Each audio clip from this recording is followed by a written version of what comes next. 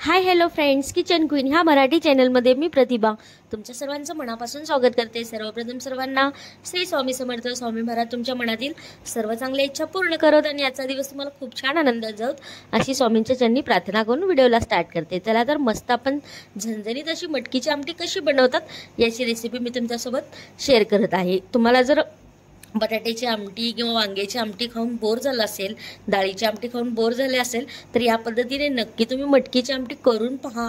खूप टेस्टी आणि अप्रतिम लागते। भाकरीसोबत खा, चपातीसोबत खा किंवा भातासोबत खा, खूपच भारी लागते।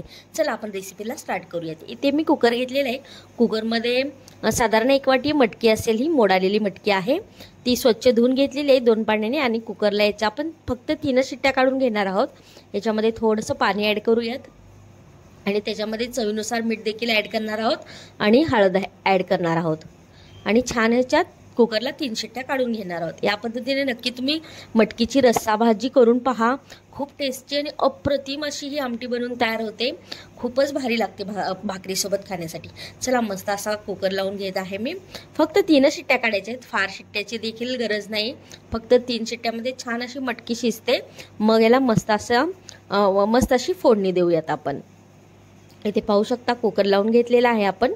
चला आपण त्यासाठी लागणारे साहित्य पाहूयात। इथे साधारण 1 मोठ्या साईजचा कांदा कट करून घेतलेला आहे, टोमॅटो कट करून घेतलेला आहे, कढीपत्त्याची पानं आहेत, हिरवी मिरची आहे आणि थोडंसं खोबरं आहे, 7-8 लसणाच्या पाकळ्या आहेत आणि 1 इंच आलं आहे आणि कोथिंबीर हे मिक्सरला लावून छान असं बारीक पेस्ट करून घेतलेले आहे। इथे पाहू शकता मस्त अशी मटकी शिजून तयार झालेली आहे। मस्त आता ह्याला फोडणी देऊयात। तयारी तर तुम्ही आपण भाजीला फोडणी देण्यासाठी जी तयारी करून घेतलेली आहे ती तुम्ही सर्वांनी पाहिलीच आहे। चला आता इथे मी कढई घेतलेली आहे। कढईमध्ये अगदीच 5 ते 6 चमचे तेल टाकणार आहोत। तेल छान तापलं की त्याच्यामध्ये मोहरी ॲड करणार आहोत। मोहरी छान तेलामध्ये तडतडली की त्याच्यामध्ये हिंग ॲड करणार आहोत आपण। इथे पाहू शकता मोहरी ॲड केलेली आहे। नंतर थोडंसं चिमटभर हिंग टाकायचं आहे आपल्याला आणि त्याच्यानंतर अर्धा चमचा जिरे टाकायचे आहे। जिरेही छान फुललं की त्याच्यामध्ये कढीपत्त्याची पानं ॲड करायची आहेत आणि कढीपत्त्याची पानं छान तेलामध्ये तडतडली की त्याच्यामध्ये हिरवी मिरची ॲड करायची आहे आणि नंतर जो कट करून घेतलेला कांदा आहे ना, 1 कांदा, तो कांदा याच्यामध्ये टाकायचा आहे। तेलामध्ये गॅसची फ्लेम लो टू मिडियम करून तेलामध्ये छान असा परतून घ्यायचा आहे। या पद्धतीने नक्की रेसिपी ट्राय करा। खूपच भारी अशी झणझणीत अशी आमटी बनवून तयार होते। इथे जे वाटण तयार करून घेतलं होतं ना आपण, खोबरं, कोथिंबीरचं आणि अद्रक आणि लसणाचं जे वाटण तयार करून घेतलं ना, ते वाटण याच्यामध्ये टाकलेलं आहे।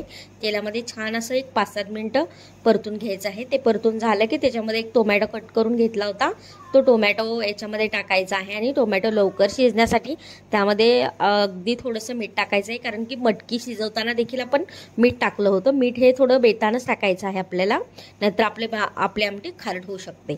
छान असं परतून घेतलेलं आहे। त्याच्यामध्ये मी घरगुती काळं तिखट 1-2 चमचे ॲड केलेलं आहे आणि परत याला छान असं मिक्स करून घेऊयात।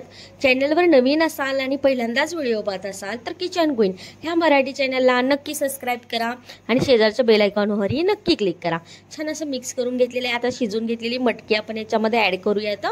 इथे पाहू शकता मटकी ॲड करत आहे मी। इतकी भारी झाली होती ना ही आमटी, प्लीज एकदा नक्की ही रेसिपी ट्राय करा। खूपच भारी झाली होती। पूर्ण घरामध्ये याचा सुवास दरवळत होता। अगदी झणझणीत अशी बनवून तयार झाली होती। आता हे छान असं मिक्स करून घेऊयात आणि नंतर यामध्ये आपण जे हे आहे ना पाणी ॲड करणार आहोत। यामध्ये गरम पाणीच ॲड करायचं आहे आपल्याला। इथे मी पाणी ॲड करत आहे। छान असं मिक्स करून घेऊयात। छान असं मिक्स करून घेत आहे।